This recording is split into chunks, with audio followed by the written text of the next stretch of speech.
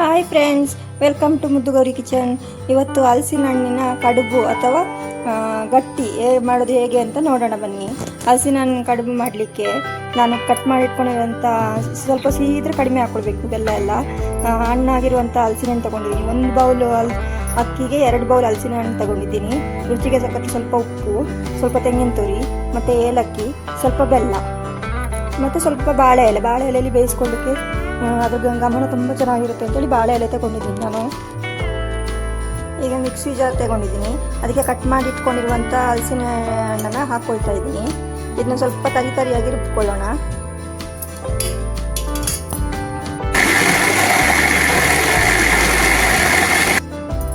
ನೋಡಿ, ಇಷ್ಟು ತರಿಯಾಗಿ ರುಬ್ಕೊಂಡ್ರೆ ಸಾಕು, ಫೈನ್ ಪೇಸ್ಟ್ ಮಾಡೋದು ಬೇಡ ಇದು.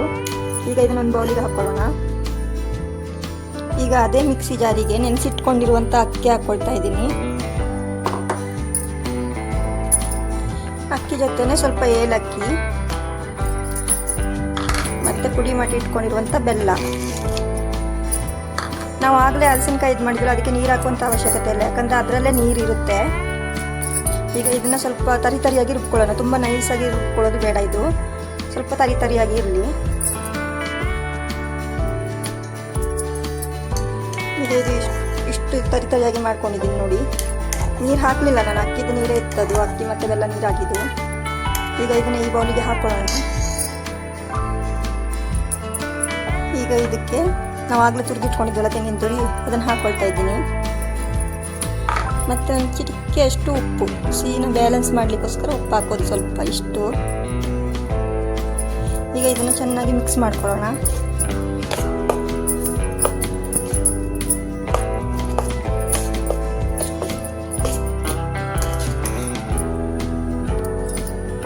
ಈಗ ಮಿಕ್ಸ್ ಮಾಡಿ ಇಟ್ಕೊಂಡಿರುವಂಥ ಹಿಟ್ಟನ್ನು ಈ ರೀತಿ ಬಾಳೆ ಎಲೆಗೆ ಹಾಕೊಳ್ಳೋಣ.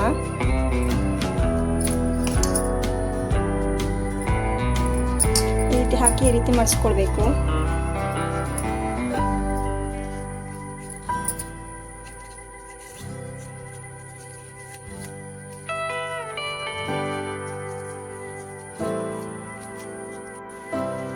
ಈಗ ನಾನು ಸ್ಟವ್ ಮೇಲೆ ಇಡ್ಲಿ ಪಾತ್ರೆ ಇಟ್ಕೊಂಡಿದ್ದೀನಿ ಈ ಕಡುಬನ್ನ ಬೇಯಿಸಲಿಕ್ಕೆ.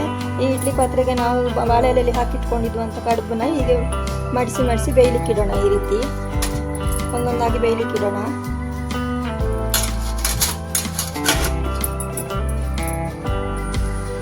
ಈಗ ಎಲ್ಲ ಎಲೆಯಲ್ಲಿ ಹಾಕಿಟ್ಟಿದ್ದೀನಿ, ರೆಡಿಯಾಗಿದೆ. ಈಗ ಇದನ್ನು ಒಂದು ಅರ್ಧ ಗಂಟೆ ಮುಚ್ಚಳ ಮುಚ್ಚಿ ಬೇಯಿಸೋಣ. ಅರ್ಧ ಗಂಟೆ ಬೇಯಬೇಕು ಫ್ರೆಂಡ್ಸ್ ಇದು.